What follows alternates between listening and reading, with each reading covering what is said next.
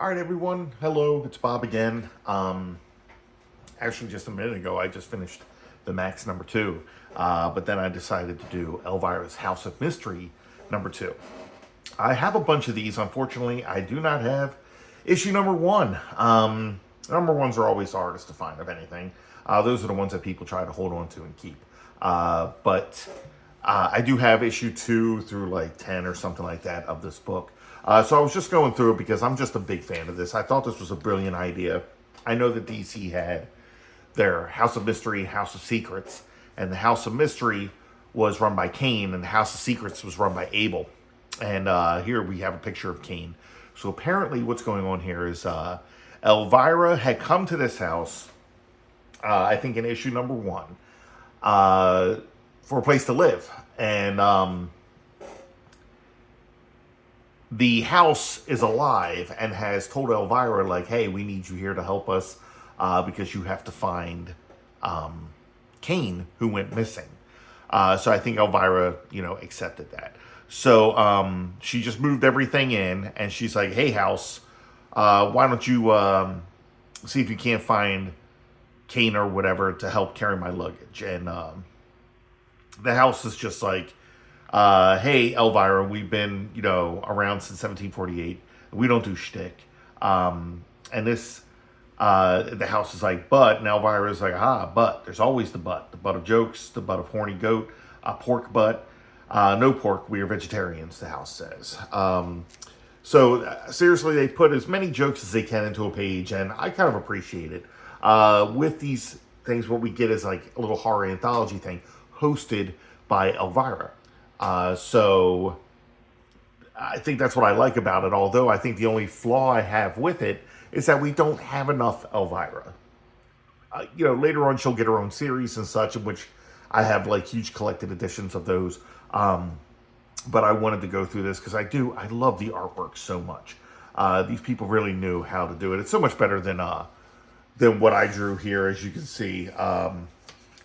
My Elvira fan art. I drew this the other day. I'm not as good as these guys, but So she is carrying her luggage upstairs, and the house is saying, hey, we need to find Kane. So, he's basically trying to talk her into that. She can't get one of her trunks open, so she goes over to a wall and takes a samurai sword and cuts it open. And the house is telling her, like, we need to find Kane. And she's like, well, I mean, he could be anywhere. He could be anywhere in the universe and in time. So where are we even supposed to start? And the house is just like, we just start. He's like, we have to find clues that will help us to find Kane. And it appears that the samurai sword that she had taken off the wall was the first clue. So the samurai sword is going to show Elvira a story, and that story should help her in some way locate Kane. And this seems to be the running thing in these Elvira House of Mystery comics, is that something in a house brings up a story, and then that's, So our first story is the samurai condemned to live, okay? So basically it gives you a little history here of how, the samurai were soldiers, mercenaries in an empire's army. And when the fighting had died, the mercenaries would roam the countryside like a plague of locusts. And basically they took whatever they wanted because, they were strong warriors and like nobody could really fight against them. So now we cut to this samurai here who is about to assault this woman. And he's like, take me into your gentle arms, O goddess of the lotus, swiftly. Now, I'm pretty sure, again, here we are, where, somebody's about to push themselves onto a woman in a book. She actually kills herself to get away from him. She'd rather have that happen than whatever he was about to do to her. And it immediately kind of hits him. And he's like, this maid went down into eternal darkness to escape me. I, Nobutaka, leader of all the Ashigo samurai. it's as if I stabbed her. And then, he's at a river washing his hands, and he's like, I cannot wash the blood from my hands. So he actually feels guilty that this woman took her own life than to endure whatever suffering he was about to put on her. And he kind of realized that what he was doing was like incredibly wrong. So as he slept, he was kind of visited in a dream by a spirit, I think a spirit of the woman, who was like, from this moment on, you will fight evil for as long as you live, or you will fight evil until there is no more evil in the land. Okay. And I think that spirit had possessed his sword, which was named Whirlwind. Okay. So when he wakes up the next morning, he's like, I, Nobutaka, pledge my samurai sword and my life to hunt down evil as long as breath remains in me. This I vow. And it seems that the sword had also vowed, I, Whirlwind, will never rest until I have cleaved the heart of the last evildoer, whoever he might be. This I do vow. Okay? So that's it. He goes on his mission of taking out, evildoers. So, he returns to the samurais to see the samurais doing everything that they were doing. They could just take what they want at will. And this guy's like, no, we're not going to have this anymore. If you decide to do this, then I will kill you. And the samurai are just like, you're like one dude. Like, what are you going to do? So somebody attacks Nobutaka, and the sword leaps right out of its sheath right into his hand, because, again, it's like the sword is alive. It's also giving him the ability to do much more than he probably could do, without an enchanted sword like that. So he ends up cutting the head off of this guy. Okay. And the rest of the samurai is like, hey, he killed this guy. Let's go slice him into little pieces or whatever. So this whole army goes after Nobutaka. And you can see here, Nobutaka is just like, I'm taking the head off of everybody. That's definitely what's happening. It's just that I haven't seen that in comics in a while, to see so many heads rolling in like one panel. Okay. At the end of it, Nobutaka is just like, Jesus, I've killed so much. I'm so sick of taking these people's heads off. When is this curse ever going to end? The villagers of where this just took place are like, Nobutaka, you saved us all from death and worse. And we will sing songs and tell stories of your greatness until we turn to dust. Okay. So now we go into like a thing here where we're showing Nobutaka through the years. Okay, years and years and years have passed of Nobutaka going everywhere and killing any evildoers in the land. Okay, and now he's old and he's a little tired, and he comes upon an inn where he's going to sleep for the night. And as he's getting off his horse, some dude just kind of jumps down off the roof and stabs him straight in the back. Okay, and this guy is like, hey, I have slain the great Nobutaka. No longer will I be a miserable peasant whom everyone can spit upon. And Nobutaka rolls over and he's like, what's your name? And the guy's like, Myabu, or Myobu, one of those, And Nobutaka is like, you've slain me, okay?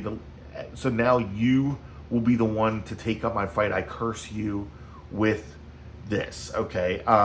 Now, a bunch of people come out and they're like, that vermin ambushed the great Nobutaka, and we should kill him or whatever, or let the foul murderer linger in 1,000 deaths. And Nobutaka's like, no, he defeated me fairly. I'm sorry, I actually don't agree with that. Like, this guy came out of nowhere and stabbed him in the back. I don't know where that's considered fair in any of these type of stories, but okay. I just think it's more around, Nobutaka's old and tired and doesn't want to be a part of this anymore. So he's just like, oh, no, guys, he did it fairly. He can suffer this now. So Nobutaka gives him the sword, and he's like, you'll take my sword, my armor, my horse. It is my dying curse that you stamp out evil to the last man. And then Myobu here takes the sword, and he's like, the sword feels alive in my hands. So now we go through years and years of Myobu taking out all the evildoers in the land, and we can see just the row of dead bodies he leaves in his wake.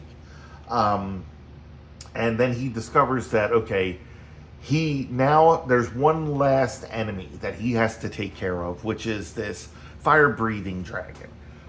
This is the last evil in the land.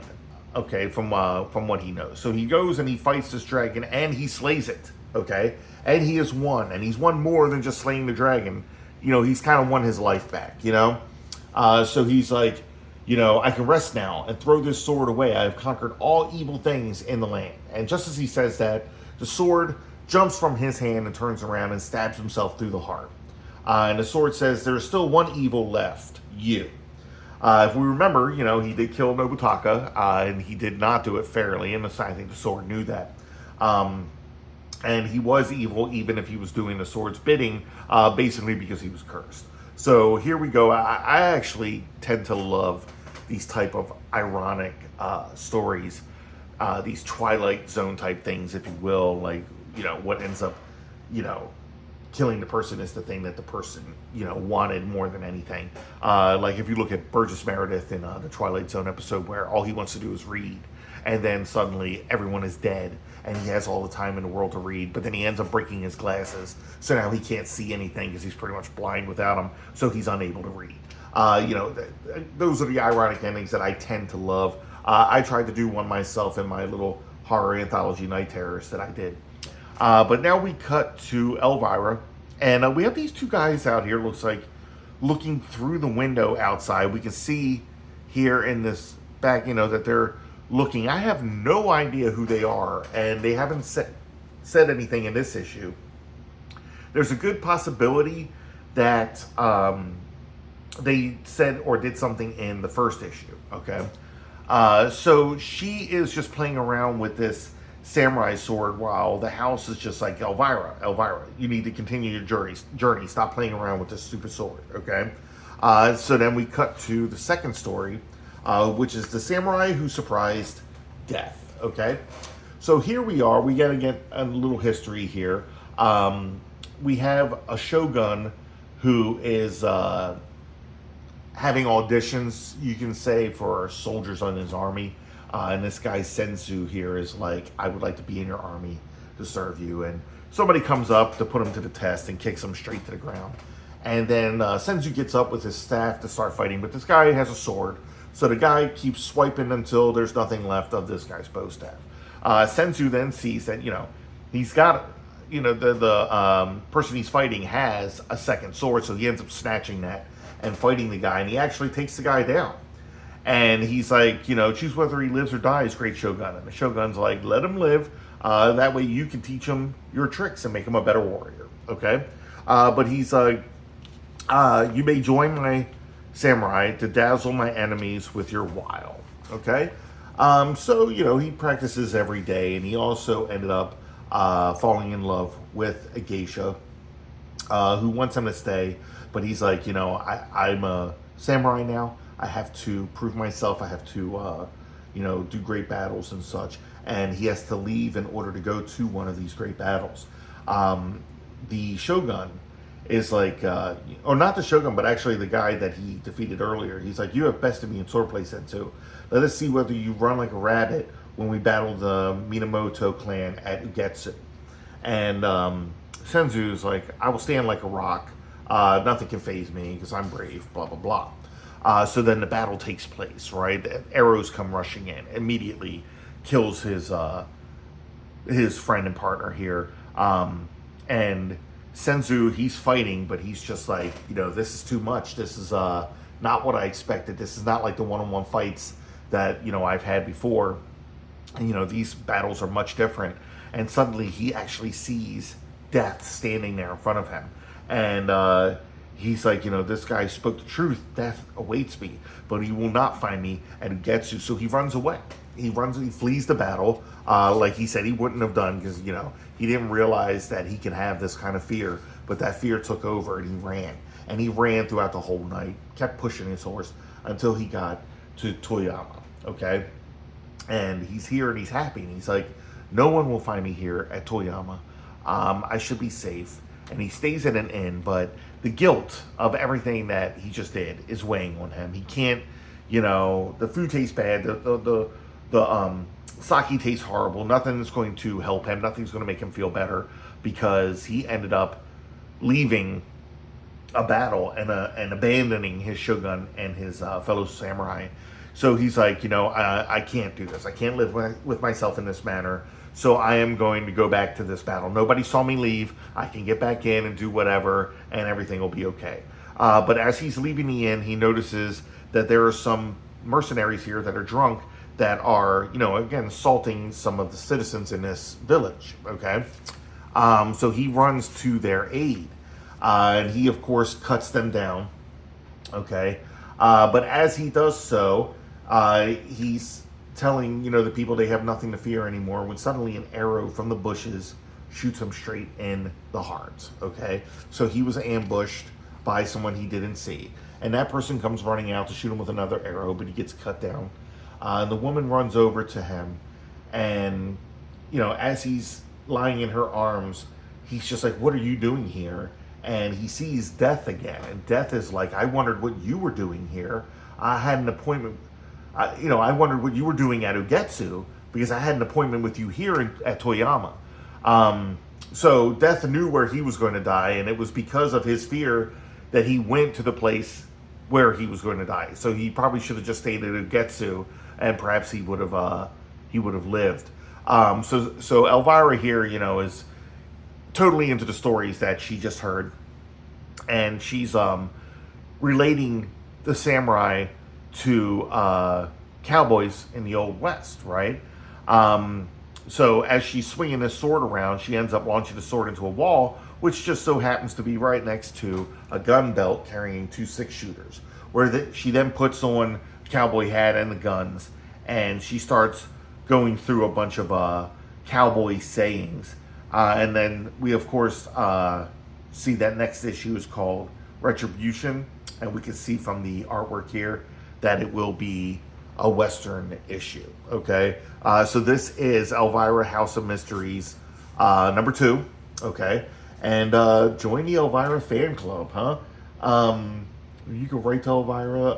$6.50 gets you an autographed color 8x10 photograph, 6-page newsletter, bumper sticker, mini poster decal, and a button. You know what? If I had had these books when I was a kid, I definitely would have done that. And I was not a kid who would join any of the fan clubs or anything. But, I was, a teenage boy and everything. And this is Elvira, okay? So I would have 100% been invested in that.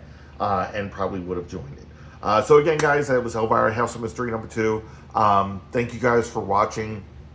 If you like the video, please hit like. It helps my channel grow. If you want to see more videos like this, hit subscribe, so that way you can be alerted when any of these videos come out, which is usually on a daily basis. So again, guys, thanks for watching, and until next time.